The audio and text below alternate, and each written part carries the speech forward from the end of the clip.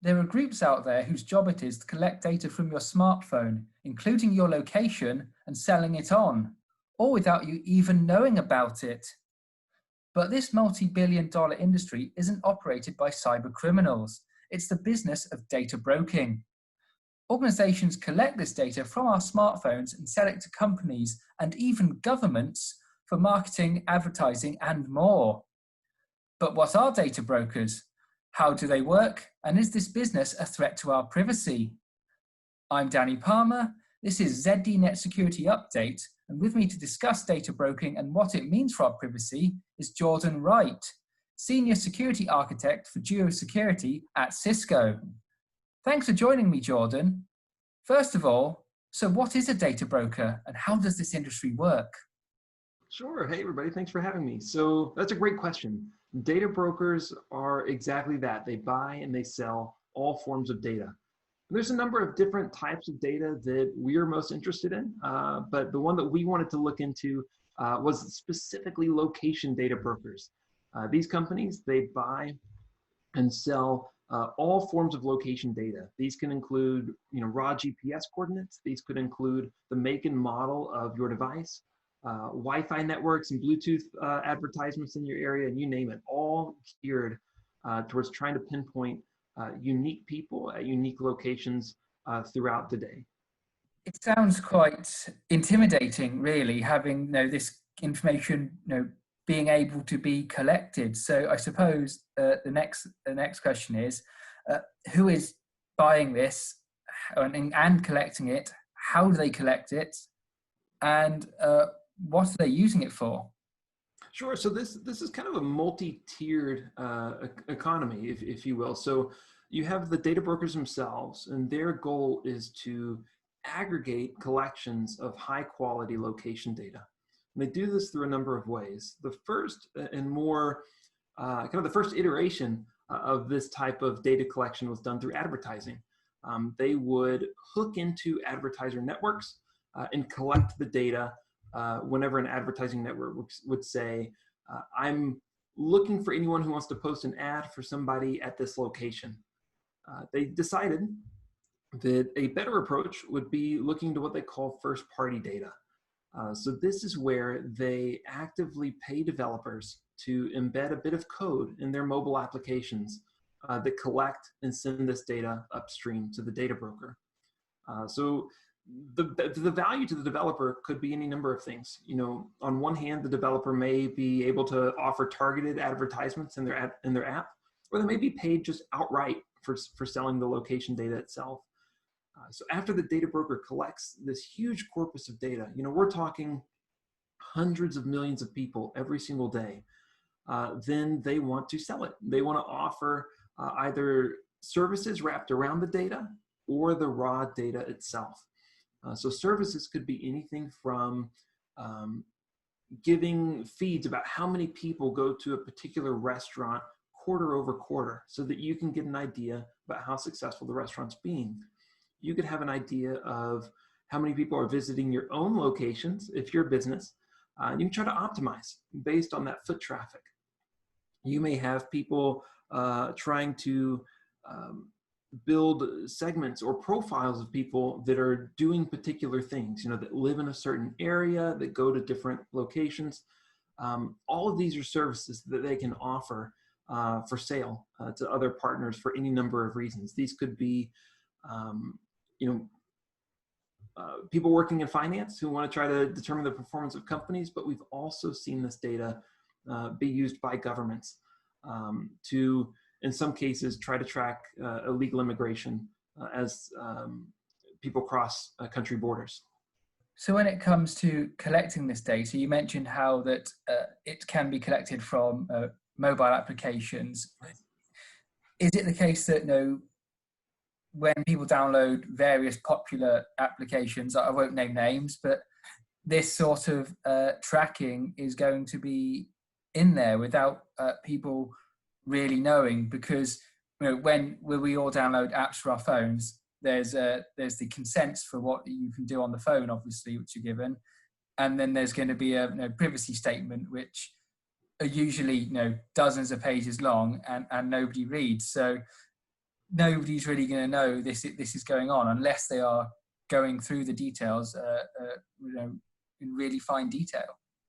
That's right. And that's, truth be told, that's part of my biggest concern with this entire industry, is that there's a significant information asymmetry between what the average consumer knows about what they think is being collected and what's actually being collected. The analogy that I give is, you wouldn't want to walk into a store where there are no prices on anything until you get up to the register and you try to check out. But this is how we're operating in this model, where I may be told, I'm downloading an application, it needs to access my location in order to function, and that's kind of about it.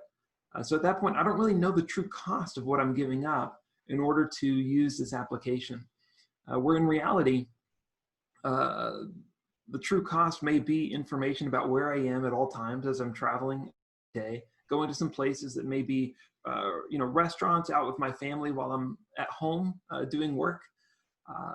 This information to me is sensitive, and it's not clear when that information is being collected, how much of it is being collected, and where it goes to.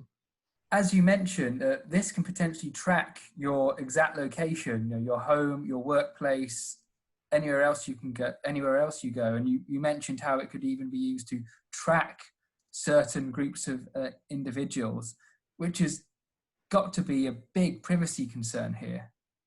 That's right. Even there are significant privacy concerns, anywhere down from the individual level all the way up to trying to build profiles of groups as they aggregate and move around. For example, not too long ago, there was a report that tried to profile the different people that were attending Black Lives Matter protests. Now, I feel that people should be able to go and protest safely in a way that they feel like their identity isn't constantly trying to be discovered. And while we could say that only high-level demographic data was released, on the other hand, that data was sourced from somewhere. This data includes, where you go whenever you leave the protest. It goes back to your house. It goes back to you as you go to work. It may go to you as you're traveling to sensitive places that you don't really want people to know about. And the thing is, as an average consumer, you may not know that this is being collected, and it can be incredibly difficult to find out what has been collected about you and to stop that from happening in the future. And in the past, you've even looked into what you could find out about what's been collected about yourself. What did you find, in as much detail as you're comfortable disclosing? It was pretty significant, and that was the big experiment that we wanted to try. It was no secret to us that this type of data is being collected on huge numbers of people every single day. And part of it is not knowing what's being collected and, at the point of collection, right? That's one part of the problem. But the other is, how much leverage or how much visibility does the average person have into understanding what has been collected about them in the past? So to that end, I ran a little experiment where there's two pretty well-known privacy regulations. There's the GDPR, and then there's the CCPA. The CCPA applies to residents in California. And as a resident in Texas, I was not covered under the CCPA.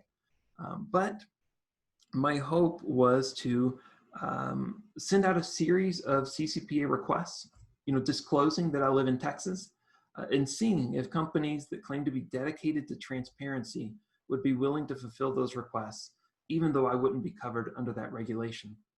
Because the reality is that most people are not covered under that regulation. And that's really the first problem. We need widespread, consistent regulation that gives everybody a voice, everybody the right to request what data is being made available about them.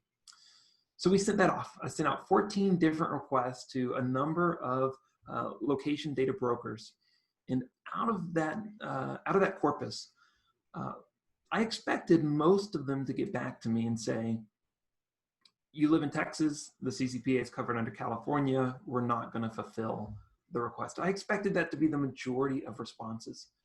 But it turns out only 3 companies sent that response to me. The majority of companies actually told me that they, under the CCPA, they are required to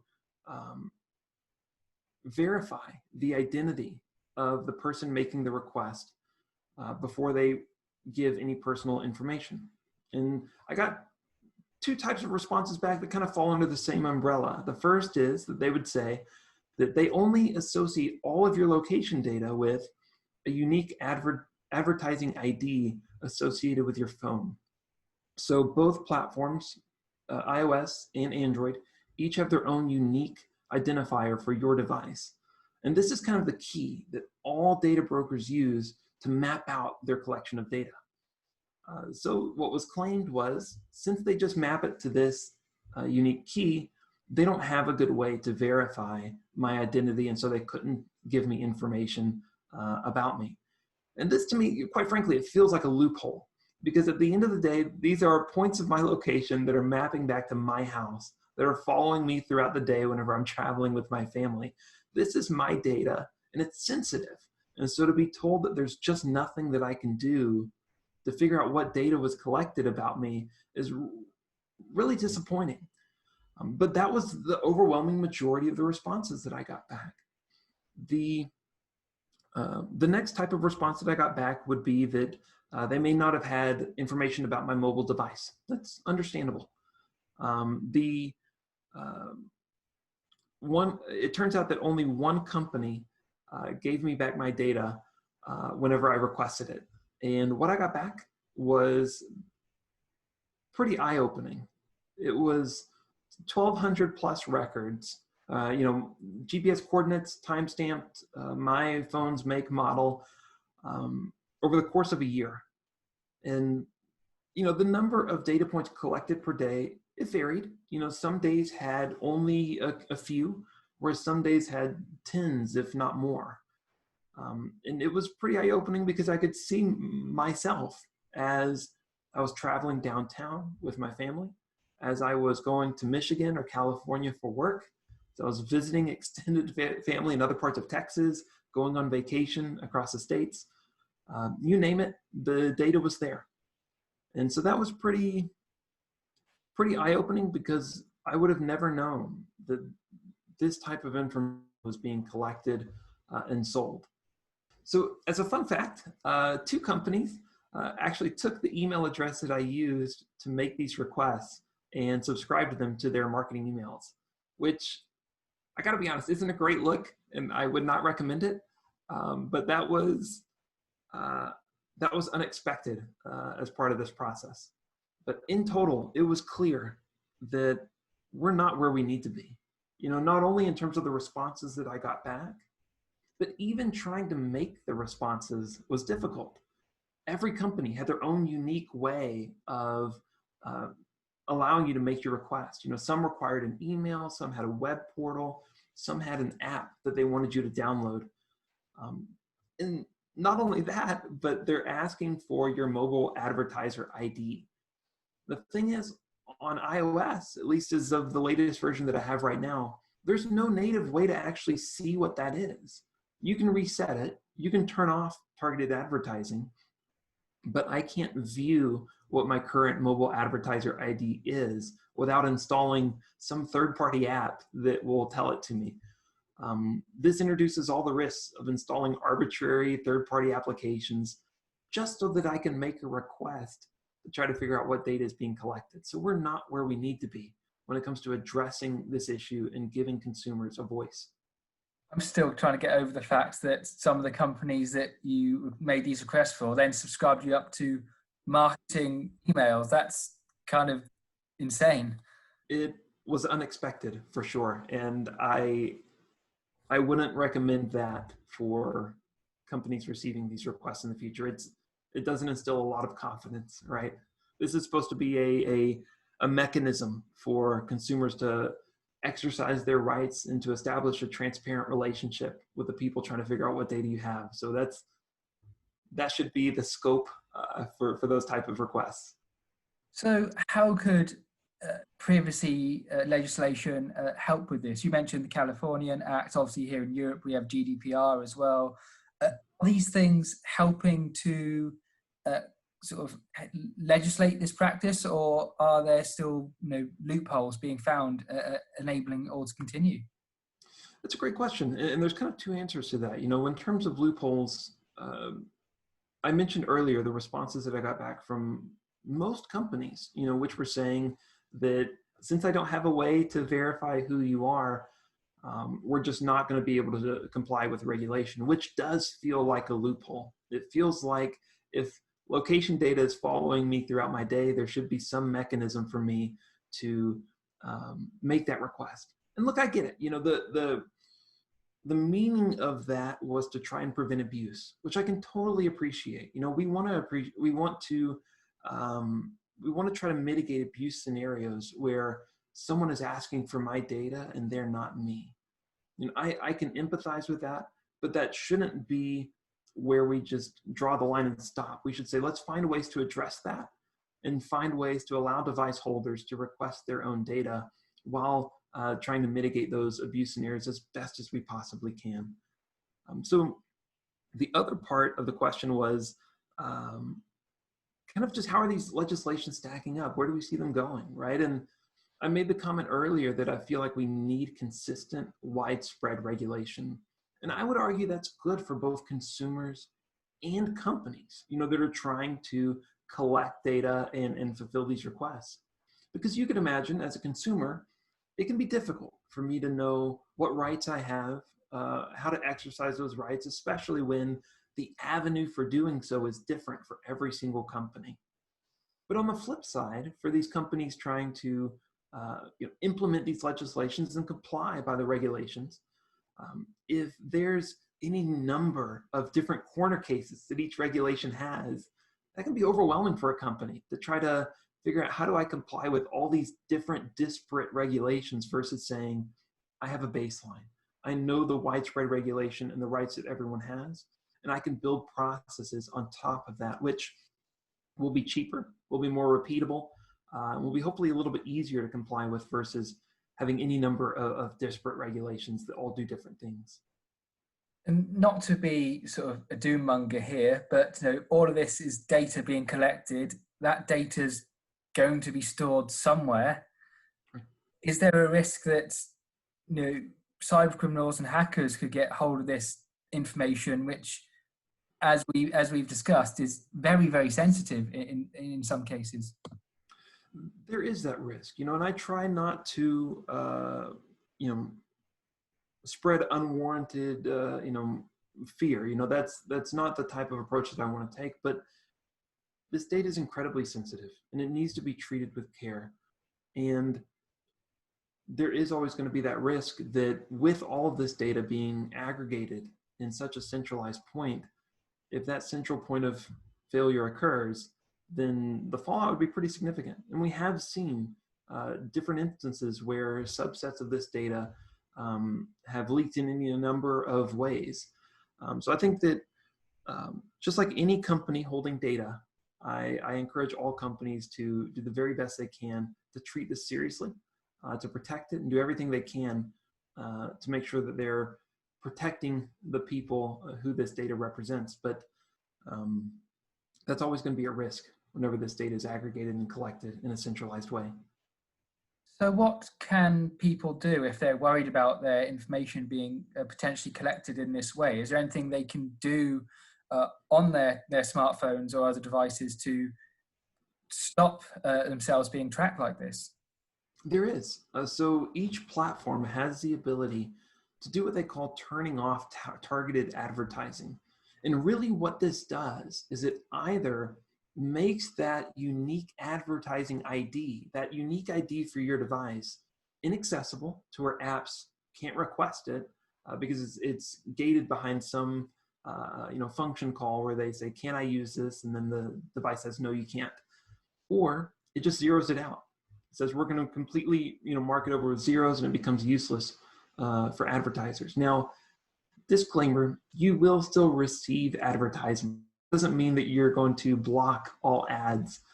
It just means that they're not going to be associated with your unique device.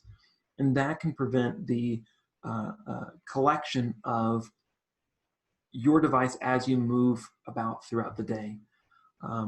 The other thing you can do is, if you don't want to turn off targeted advertising completely, you can periodically just reset your mobile advertising ID.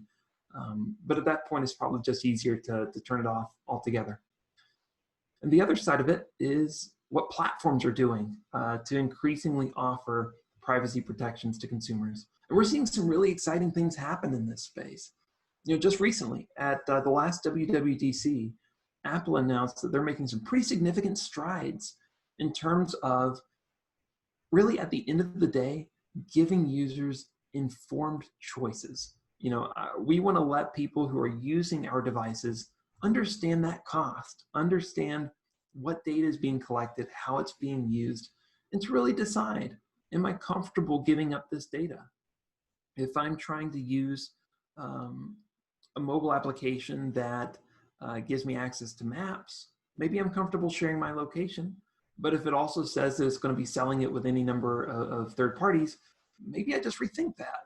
I'm not saying that I wouldn't, but that's the important part, is that all this is doing is giving people the information they need to make the choice that matters most to them.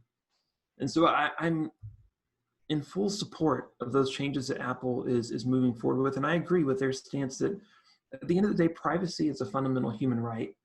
And we need to always be thinking about how we can better increase the privacy of people rather than trying to increase this information asymmetry in order to get more information about people without them knowing. Really eye-opening stuff. Thanks for joining me, Jordan. It's very much appreciated. And for more on security issues like this, be sure to like and subscribe to ZDNet Security Update. Thank you for watching.